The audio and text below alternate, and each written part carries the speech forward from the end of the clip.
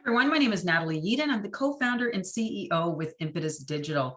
At Impetus Digital, we have built some of the best-in-class asynchronous and synchronous virtual collaboration and communication tools.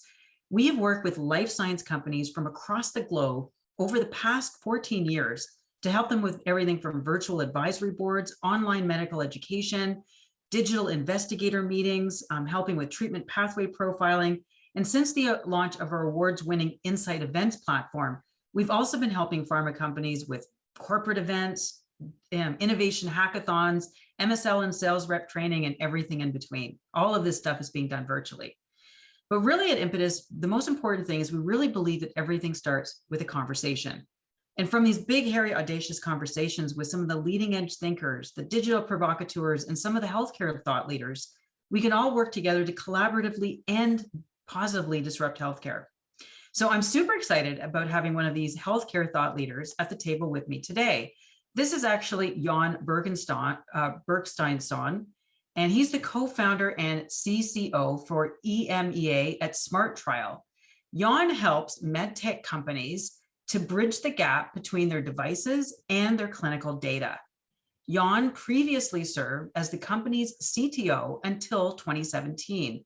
He was paving the way for their platform's quality standards, as well as their data security and regulatory compliance. With a strong technical background and over the past 10 years with ample experience in clinical research, data management, and medical devices, these days, Jón is occupied with sharing valuable insights and know-how on clinical data management and with the MedTech industry. Welcome, Jón. So happy to have you on the show today. Thank you so much, Natalie. Happy to be here as well.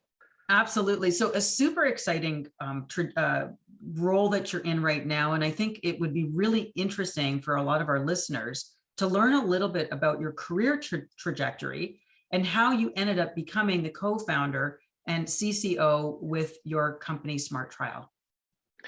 Thanks, Natalie. Good question. So my career is a bit of a strange one because Smart Trial is actually my first professional experience after I finished university. So for the past 10 years, I've actually not been doing anything else than Smart Trial, to be honest. But it all actually began back when I was at the university in Denmark, which is also where I'm based, where I was studying biomedical engineering. I was lucky enough to get a chance to work within a clinical trial at a local clinical site. I was doing that for about 3 years early on in my studies. And it was actually at this clinical site in this pharmaceutical clinical trial where I got a firsthand experience working with data collection and data acquisition in the clinical trial. And I firsthandly got to see and experience the challenges that, well, a lot of the industry has been having issues with when it comes to gathering data from patients and also from healthcare professionals while doing clinical studies. As it went along, the European regulation on medical devices was first drafted back in 2012 and 13. And at that time, me and my co-founder, we realized that there was a bigger mission to be accomplished. So that is to assist the medical device industry with gathering clinical evidence when it comes to clinical studies, because the new regulation in Europe at the time was very much focused on that. So I think it was bits and pieces of different things that inspired me to co-found Smart Trial together with my colleague back in the days, having that personal experience within the industry, but also seeing the influence from regulators on the industry as well.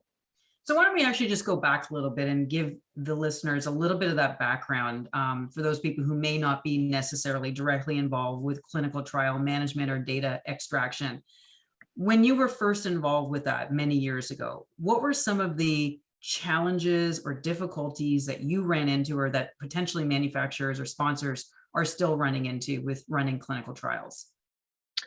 So one of the first things that was very frustrating to me was the fact that there were, I believe, 4 or 5 different solutions being used solely to gather data.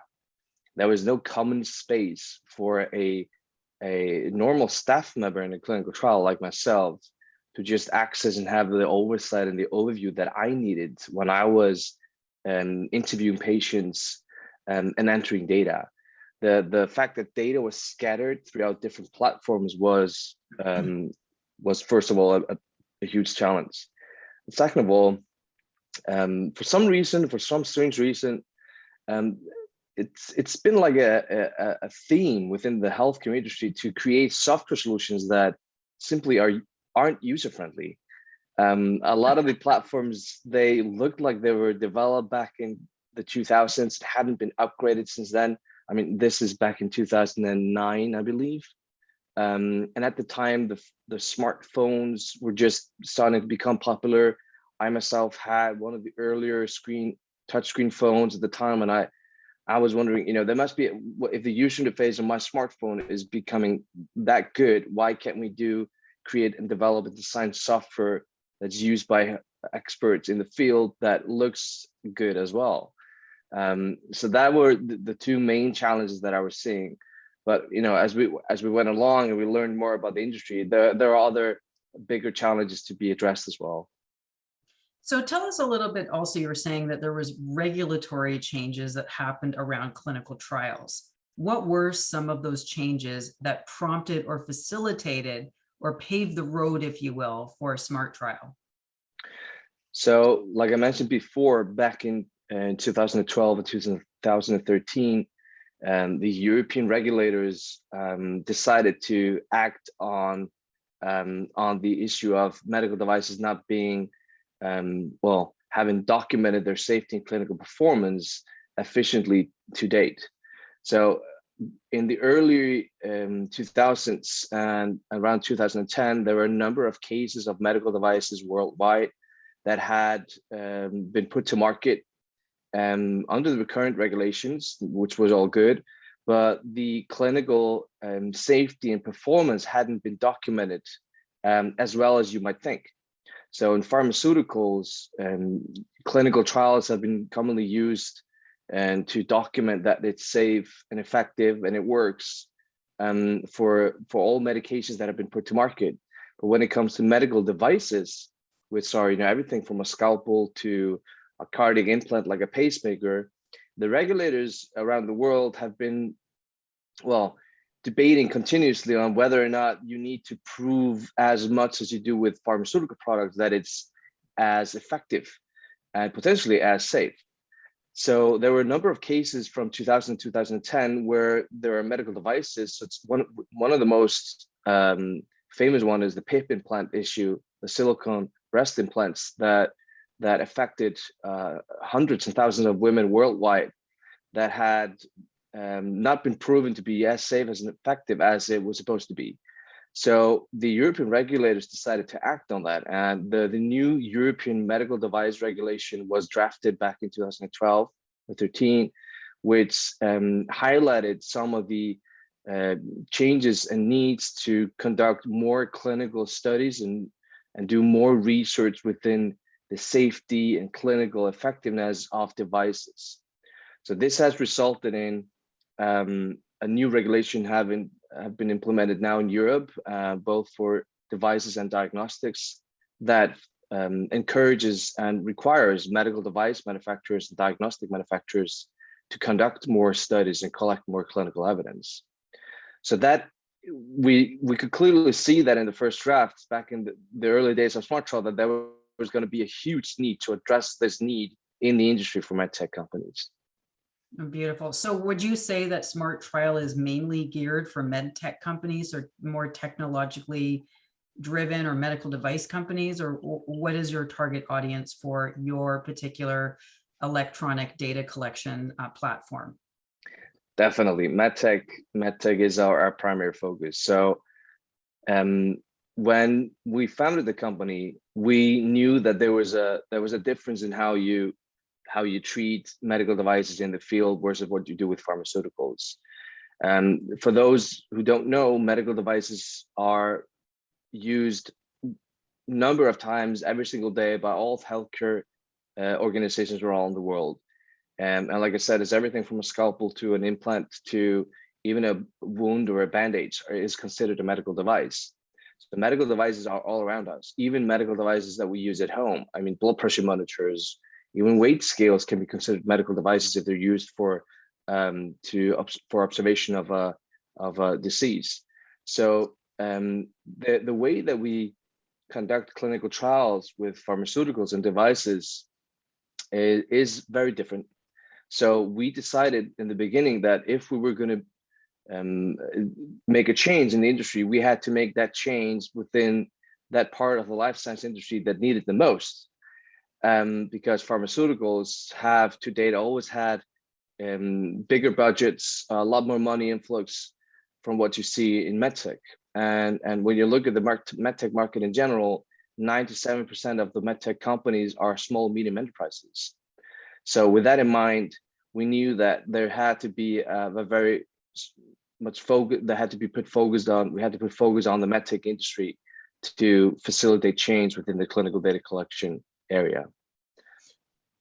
So tell us a little bit about your platform. So I'm a MedTech company, sort of a small size company. I'm actually about to launch a really interesting new surgical scalpel. Okay. Yeah. Just theoretically, how do I approach you, and how is Smart Trial going to help my company do the right clinical investigation so I can actually now employ this and actually start to mass market it? So we work with medical device and MedTech companies in general in primarily in three different ways. And it all depends a little bit on the device, the way that you organize your company and so forth, because some founders in the MedTech space, they like to outsource a lot of the work. So they tend to acquire or buy services from such as CROs, which are contract research organizations that do a lot of the clinical operations and trials for companies. Others choose to hire consultants that do that for them on an ad hoc basis. And others tend to seek investments and then build their organization all from the ground up with everything in-house. So if you are a MedTech company and you have a new product that you want to put to market, there's a regulatory pathway that you need to choose. So whether you're going to go to Europe first, or US first, or another market first, depending on your regulatory pathway, you need to adjust your clinical strategy from there. And when you have decided on which strategy you're going to go with, the most natural thing would be to have a clinical study or clinical investigation design put out. And that is usually in the beginning of a device development phase, something like a first in human study or a first safety study or pilot study of some sort, where you have a clinical expert, whether that's in-house or outsourced, who works on creating this or designing this clinical protocol for you. And then from there, you usually try to reach out to companies like Smart Trial to seek services that can facilitate the data collection process apart in that study.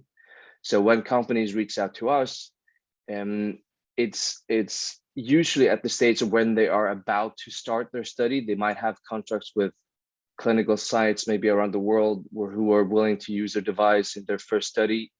But to be honest, with my experience looking back in the past 9 years or 10 years of doing this, most of the time companies tend to get in touch with us too late.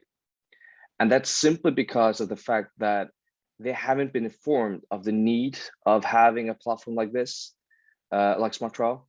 Pharmaceutical companies know very well that they need to have a data collection platform and have been using platforms like similar to this one, like ours, since the 80s. So when the pharmaceutical company is about to initiate the clinical trial, this is a natural thing for them to prepare for. However, the MedTech space is often driven by founders and innovators that sometimes even don't have experience with doing any clinical trials. They know the technology very well.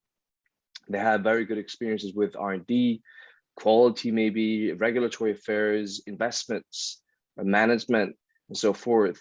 But when it comes to actually conducting the clinical studies, they aren't as informed of the possibilities that are out there available for them in terms of clinical data collection. So a lot of the companies actually start off by using paper to begin with. They hand out questionnaires based on paper sheets to the clinical sites and then have to gather them back, and transcribe them from there on. So when we work with medical device companies directly, we facilitate the process of planning the study and designing the data collection forms that they need to have for this study with them. And whether that is with or without a consultant or a CRO, we don't really care. The only thing that we care about is offering them the right solution that they need to collect the data. So, wow, sounds like a lot of really interesting things. And I want to sort of talk a little bit about doing some of that work on the upstream, but it sounds like you're more positioned on the downstream. So when somebody starts leveraging your platform, what are some of the modules or tools that enable them to do the data collection? And do you differentiate yourself from other platforms with some sort of KPIs? Is there like a faster, faster completion rates? Tell us a little bit about what your platform is designed to do and what the advantages are. That's a good question. Thank you, Natalie. So what we really address in the core is the data collection forms that they need to have completed by clinical staff members or even patients. So usually when you do a clinical study, you have decided that when my device is used in the clinic, we need to understand whether a certain parameter gets better or worse, or whether a person feels better or worse by using my device. The way that you do that is by having questionnaires designed that are then answered by a patient or a healthcare professional. So what SmartTrial does is that we offer you the toolbox to create these questionnaires. But the thing is that when it comes to clinical investigations or clinical studies, you can't just use a questionnaire with a free text field where everybody can just enter whatever they like. It has to be standardized. There needs to be a quality assurance in the software when it comes to whether when you enter when you enter data into the system, that same data is also what comes out of it. So you need to have some quality procedures from the software side of things that ensure that that doesn't happen. So what we offer in core is the toolbox to create these questionnaires for the clinical experts to complete during the course of the study. Traditionally, these kind of platforms that have been created for pharmaceuticals have been engineered by software engineers and people maybe with experience within the clinical field. So a lot of these solutions that have been created and are available out there have been designed for pharmaceutical trials, where all trials in the pharmaceutical world usually go through the same phase 1, 2, 3, 4 pathways. When it comes to devices, the pathway isn't that straightforward. It depends very much on the type of device you have, and the studies are as different as the devices are many, to be honest. Because when you have a device, if it's an implantable device, you're not only interested in some measurement parameters, you also need to understand whether the surgery went well, what methods did you use in the surgery, who was involved, because a lot of these parameters, they impact the use of the device in practice. This is not the case for pharmaceuticals. So you can very much standardize the way that you collect data in the pharmaceutical world much better, because usually it's a pill that you digest, and then there's some measurements being done at the body to ensure that it works as intended. So when it comes to devices, to address this flexibility that's needed, we as a platform, we offer pre-configurable modules that you can arrange in ways that fit your device. And what we've done is that we've broken this down into very simple pieces for everybody to understand. So for example, if you want to create a study in SmartTrial, you only need to do 3 things. So that is to, first of all, create at least one form. So a form is just simply a data form that has one or many questions. So whether you want to ask that same form once or multiple times is then up to you. The second step is to create what's called a process, which is somewhat of a timeline for your studies, where you have like time point 1, that's where we implement the device or use the device. And then we have time point 2, that's where we do a follow-up or observation. And then we use that same form by dragging and dropping in the SmartTrial platform. We request the person that is supposed to be responding to that form to complete it at these 2 time points. And then the third step is to create what's called a site, which you then appoint to users to create their user logins, and then they can log in and recruit subjects and enter data. So all that is done with using modern design methods and user experience methods that enable people to start off by creating their own studies from day one. This is very different from what you're otherwise used to in the industry, because often when it comes to clinical trials in the pharmaceutical world, you need engineers to set up these studies. You need them to code them. They need to be software code that needs to be input into the software system. And doing that takes a lot of time. So one of the things that we do well is, shorter setup time, but the crucial differentiator between SmartTrial and other platforms that are available out there, especially for pharmaceuticals, is the fact that we focus on MedTech. So there are features in our platform that are very, very much related to devices only, such as how you report adverse events or side effects with devices. They're standardized in one way. So there are features and functionalities in the system that mirror this focus. And then second of all, our take on compliance. So software as SmartTrial needs to be validated and documented thoroughly. And whether you do it in pharmaceuticals or medical devices is very different. So what we've done is that, okay, we've said, if we're focusing on MedTech, let's do as much as possible we can do in producing documentations, compliance templates, QA files, quality assurance files, and so forth, that we know that the medical device companies need to have about our platform, and then provide that as a part of our services, instead of just offering them the software and then having them take care of everything. So these two combination of differentiators, plus the way that we license the product and budget it and so forth, makes it very unique for devices to use. Absolutely. It sounds absolutely brilliant and super simple to use, which is really refreshing. So I'm actually just curious, as we're looking at this and we're thinking about how COVID-19 has been an accelerant for massive change in the way we do clinical trials. And so specifically focusing on MedTech, COVID-19 has pushed companies into decentralized clinical trials. So when you talk about these forms, Jón, who is the end user? Have we moved from a CRO or an investigator to a patient in terms of entering or completing these surveys for what we're calling more patient-reported outcomes? How has SmartTrial modified their business model to accommodate this new decentralized or hybrid clinical trial model?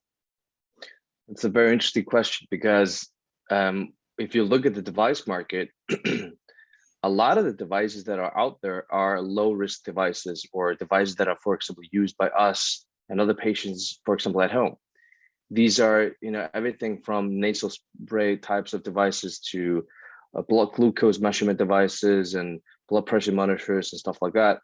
And in the beginning, when we founded the company, we knew that we had to be able to support data collection from patients directly, because that the way that you gather data from patients that you have implanted devices or are using devices at home, well, you need, as a device manufacturer, you often need to gather these outcomes or measures directly from patients often. So we've had the functionality in SmartTrial since day one to support what you would consider hybrid type of trials or remote trials, where patients can answer the forms or questionnaires directly from their mobile phones or tablets as well.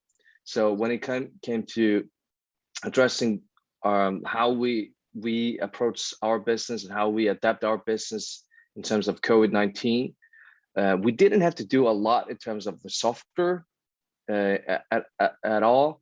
One thing that we did change was to make it more adaptive. So studies that we're doing, device studies that we're running, less remote data capture could then change and adapt their study to be done more remotely. So that's one thing that we did. We also have implemented now new features when it comes to remote consenting of patients and stuff like that, that further facilitates that decentralized concept of running a clinical study.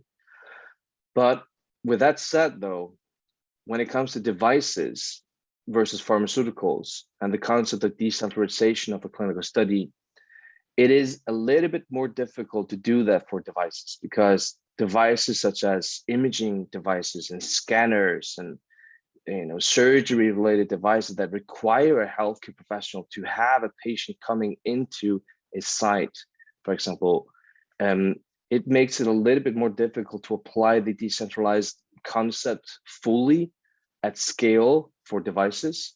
So I believe going forward, we will continue to have what we call hybrid trials, partly remote, partly decentralized, partly traditional studies within the MedTech industry. Yeah, absolutely. There's a lot of really interesting components of the way your platform, and I think you've really tried to build it so that it was simple and it's easy, and the barriers to entry are simple for people. So these entrepreneurs and digital provocateurs and all that are not going to get inundated or overwhelmed by a clinical trial discovery and can build one of these things pretty simply. But you also do have some of these complexities added by what you're calling add-ons. What are some of these more interesting elements that somebody can make a more prolific or more detailed type of clinical trial that you've built into your platform? So one of the things that has become very popular amongst our customers is the application of different languages, for example, in Smart Trial. Being able to approach patients, for example, in different countries in Europe, or even with different languages in the States, by offering them questionnaires in their own language, is becoming a very powerful tool. Being able to, for example, remote consent patients for participations in clinical trials, clinical studies, is also becoming more and more popular. We've also recently just launched a connected device capability, which is becoming more and more popular amongst medical devices. Devices that are now being put to market with software and applications have the capability to collect a lot of data while being used. And if that data is just laying there, it doesn't serve anybody. So what we've done is that we've opened up for the possibility for those device companies to integrate their connected devices and IoT connected IoT medical devices with Smart Trial, so that you no longer have to have a person always delivering the data. But if the device can produce some of that data, why not have that device forward or integrate that data directly into Smart Trial, which accumulates everything together in one place? So that's some examples of some of the added functionality and extensions that we're offering our customers. So it's really nice you're saying that there's this possibility for ambient biometrics and other things automatically filtering into the system, so people are not manually entering it, which makes it really seamless. So yeah. I was also just curious around interoperability. So you were talking a little bit about how data capture is almost a little bit on the downstream, meaning it's a little bit later on in the decision making as protocols are developed and CROs are hired, and then they're starting to think more as an afterthought about this data capturing. One of the issues, of course, is going to be, well, where does the data speak, and does it go to the right systems, and how does it speak to their system and physician electronic health records? What is your company doing to ensure that systems are speaking to each other? That's a very good question. So one of the most crucial things to do in that regard is to offer a integration door from and to Smart Trial, for example. We know that and understand that our platform doesn't solve all the challenges when it comes to data in the healthcare space. So there are other platforms that are doing or servicing healthcare providers, such as healthcare record systems and other systems that relate to organizational, financial aspects of running a clinical study as well. So to ensure that that can be done as fluently as possible, we have an open API, as we call it, which is a door into Smart Trial, basically, where other software components or other software solutions can communicate with Smart Trial. So whether that's pushing or pulling data, that is possible. In the long run, there is a need to start standardizing how these software solutions work together, and there are initiatives within the industry that are working towards that.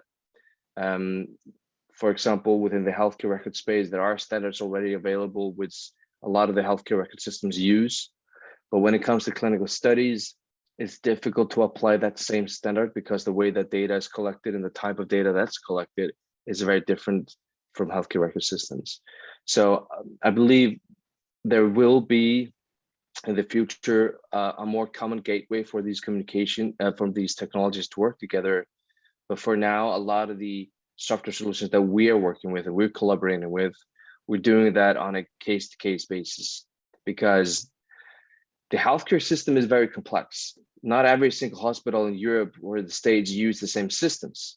So it's not only that you have to have a standardized communication between all these platforms, there are financial aspects involved as well, politics as well, that can impact this as well. So even though there would be a common standard that would be available for everybody to use, I'm very skeptical of whether that would actually be implemented because of politics and financial aspects as well. Yeah, lots and lots of complexity and a lot of things to be thinking about as we're navigating. I was also just curious as well too. Again, it's sort of occurring to me as we're thinking about the future of smart trial. You know, you were mentioning that sometimes you're an afterthought, sometimes it's too late as people have already started planning everything and realizing that, oh goodness, we're using paper and we should be using some really fantastic electronic capturing system. I was curious about what smart trials plans are moving more upstream. So providing professional services, getting in earlier at the very get-go of a product launch, even potentially at entrepreneurial sessions or investor meetings, when somebody's just getting the funding for the trials, getting in early and really sort of, you know, getting in there early so that it doesn't become an afterthought. Are you building those services in that journey, that customer journey, if you will? What does that, or what would that look like? That's a very good question. So actually, we are. So one of the things that we're doing commercially is to start supporting MedTech accelerators and MedTech organizations around the world that are facilitating development of MedTech technologies and medical device organizations. So we are actively involved in supporting these organizations, showing up in events, providing guidances to early stage companies. So we get a little bit, further or upstream in the whole process. So that is something that we're doing actively in commercial operations. But in addition to that, just last week, we announced the acquisition of Greenlight Guru of Smart Trial. Greenlight Guru is the MedTech leader within the quality management system space. Now, with the acquisition of Smart Trial and the product promotions that are now coming out by Greenlight Guru, we are building the MedTech Lifecycle Excellence platform. What that entails is basically a one-step ecosystem, one-step shop for all the solutions a MedTech company would need when it comes to their lifecycle development. So with this acquisition of Smart Trial, Greenlight Guru is now able to offer MedTech companies the strategy components needed to develop and design and work on developing your medical device technology, the quality component of controlling that design and complying with regulatory requirements, the document management needed to take care of all that and have the oversight to do that. And then the clinical component now with Smart Trial being able to conduct your studies, produce your reports, and then also tackling the regulatory and information systems and the standards that you need to comply with.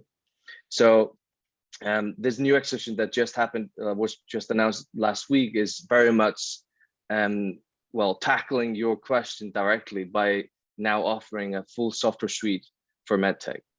And it seems like you've already got your new logo with Smart Trial by Greenlight Guru already ready to go. So pretty timely. Now, you brought up all the really key points, and I love the idea that there's this one-stop shop, soup to nuts kind of comprehensive solution for these early tech companies. But what about the one that's kind of the bane of everybody's existence, and that is the financial component? One of the big hurdles for a lot of companies is paying investigators and dealing with that honoraria and all that sort of thing. Is that the next frontier for Greenlight Guru, or is it something that you're already doing? So when it comes to the financials and recruitment of sites and collaboration with the healthcare industry, it's a sensitive topic because a lot of the studies that are being conducted, they're of course they have to be regulated, and depending on where you are in whether it's Europe or the US, there are different requirements placed on medical device companies, or whether or not and what they can do. When it comes to encouraging collaborations with clinical experts in the industry, we are actively working with our customers and sharing insights and guidance and ideas of how to approach sites, how to motivate clinicians to work with them. And that is based on our experience working with companies for the past 9 years within this field.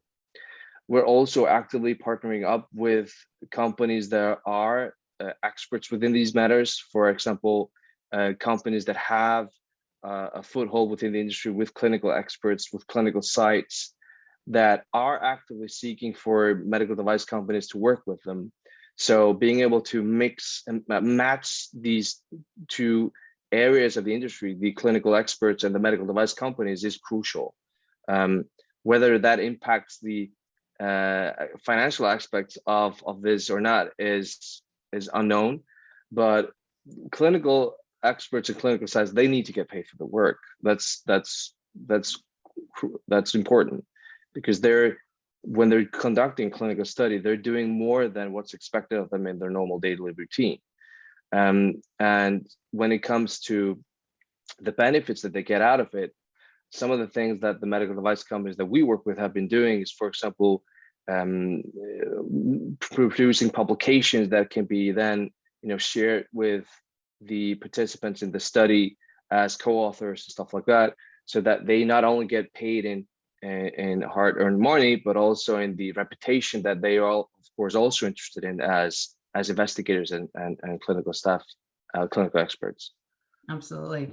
I guess probably one of the most provocative questions, of course, is that, it sounds like a really leading edge technology, really simple to use. I love this idea of the smart trial builder. It's kind of a no-brainer. Lots of neat elements, add-ons, probably interesting license opportunities, and probably a tiered approach like most, tech companies. Yeah. But the question comes down to is, why wouldn't every CRO and every company who's in the MedTech want to use this? What is it about old, arduous, difficult, like not user-friendly platforms?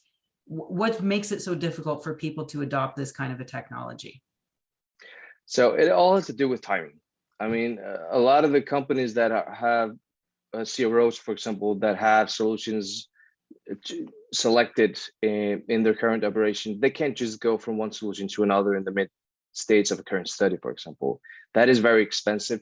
They've sometimes spent a lot of money just getting it started, and the sponsors sometimes don't have the funds to facilitate that. So it has a lot to do with timing in that regard, that we approach companies or they approach us at the time when it's suitable.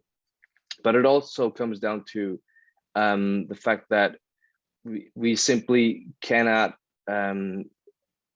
take one solution like Smart Trial and then pitch that to every single service provider out there and have everybody use it at the same time, because sponsors also have a saying in this. And when it comes to sponsors working with CROs, they also need to be encouraged that a solution like Smart Trial is good to use. And some of the sponsor and many of the sponsors in the medtech industry that are actively using CROs, they come from pharma. So a lot of the clinical experts that have worked with clinical studies and are choosing CROs, they're maybe selecting other solutions that they worked with before just because they're used to it. So there's an education that needs to be done from our part in the industry to those companies to share the idea of share the vision that there is a better way. So that's something that we need to do, and we continue to work on. I'm a big fan of looking at integrating newer technologies and some of the stuff that we're working on, at least in fintech, around blockchain. Curious as to what Smart Trial's view is on blockchain, how potentially some of that technology could optimize what we're doing around data collection, data tokenization, data monetization. What does the future look like with blockchain at Smart Trial? I think blockchain technology, it could be very well. I don't think it is. and it will be very valuable for clinical studies going forward, because it is a technology that can be used to address, for example, access control and sharing of information between sponsors, subjects, and other actors in a validated way. Because today, all of this is done very much manually. But what the blockchain technology has and can do is that it can enable the subject themselves, for example, to be in control of their own data. Or there can be applications of blockchain technology within monetization of trials as well, whether it is clinicians or subjects. Also, funding of trials is also an interesting aspect where blockchain could be very interesting. Even when it comes to cryptocurrencies, it could be very interesting to look into. NFTs, clinical trial NFTs. Exactly. That's fascinating. We can go a whole down rabbit hole with that, but that'll be for another show, John. So this was fascinating. I think we're going to have to end it here. For anybody who's interested in connecting with Jón, Smart Trial, the newest acquisition of Greenlight Guru, and want to connect, you're a MedTech company, you're interested, collaboration or partnership, please look for his contact details in the show notes below. If you also enjoy this session, please check out impetusdigital.com. These are the kinds of conversations we have with sponsors as they're looking at doing new clinical trials, new investigations, bringing in new companies like Smart Trial, and they're actually having these discussions asynchronously and synchronously with physicians, payers, allied healthcare providers, insurance companies. And we have, strategic and collaborative discussions, developing clinical trial protocols, amendments, and working together on trying to come up with these plans. And then after companies like Smart Trial capture all the data, we also can help asynchronously bringing people virtually to do publications. So check that out. Please like and subscribe to our channel. We would also appreciate if you could leave some feedback on iTunes. I want to thank everybody for their time today. Thank you so much. And thank you, Jón, for a fascinating conversation.